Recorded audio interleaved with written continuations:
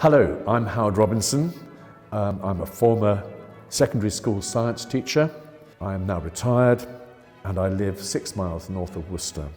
I'm directly descended from Oliver Cromwell. He's my 9 times great-grandfather. And so I've always been interested in the so-called English Civil War and Cromwell's part of it.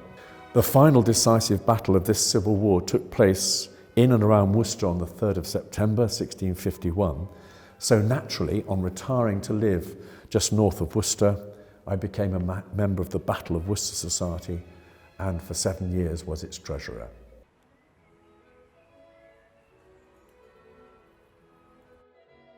So the story behind the Battle of Worcester, you really have to go back 2 years earlier to 1649 when Prince Charles's father was executed by order of Parliament, and thereafter a Council of State ran the country instead of a monarch. I'd just like to add at this point that Cromwell was not a leading political figure at this time. He was just Commander-in-Chief of the Parliamentary Army from about 1649, which was after Charles I's execution, until 1653 when he was made Lord Protector. 1 year after King Charles's execution in 1650, Prince Charles, who'd gone to the continent to escape any problems, he returned to Scotland, and which was the land of his grandfather's birth, James I, and he was crowned King of Scotland. So what were the main objectives for Charles and Cromwell to fight this battle at Worcester? Charles had been crowned King of Scotland, but he was not crowned King of England. He was only King-elect. And so he wanted to regain the throne of England, which had been lost when his father was very sadly executed in 1649.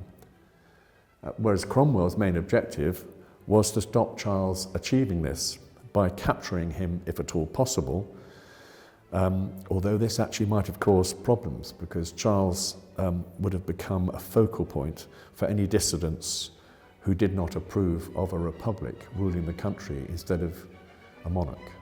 As a postscript, can I just say that there are a few myths about Cromwell which have been perpetuated for years and years because he was seen as the man who really engineered the execution of Charles I.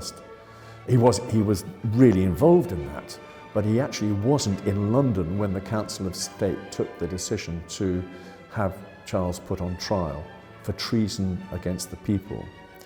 Anyway, these myths about Cromwell. First of all, he didn't ban Christmas.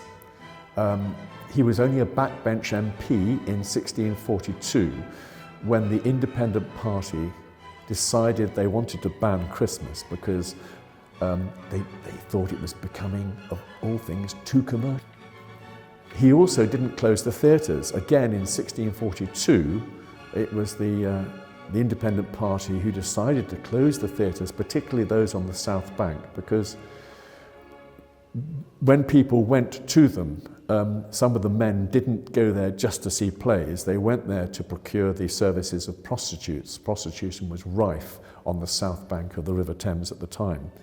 So the Puritans didn't like the idea that all this was going on almost under their noses. He also has been described as an iconoclast, someone who destroyed altars and destroyed churches and so on. Cromwell himself, apart from his iconoclasm at Peterborough Cathedral, actually disapproved of it. He didn't like what was going on, particularly in East Anglia, when a man called Colonel Dowsing was going around and knocking out all the stained glass windows and destroying the altars. So Cromwell wasn't really an iconoclast. Actually, the records record him as wanting to preserve monuments rather than destroy them. And those are the main myths which I try to dispel about Cromwell, partly because he's my ancestor and I just like to see the records put straight. How did you find out that he was related to you? I've always known about it. I was a young boy when I was rummaging through my parents' desk and came across a family tree, and generation after generation had added to this tree, and there I was at the bottom of this family tree. So I've always known about it ever since I could read, really.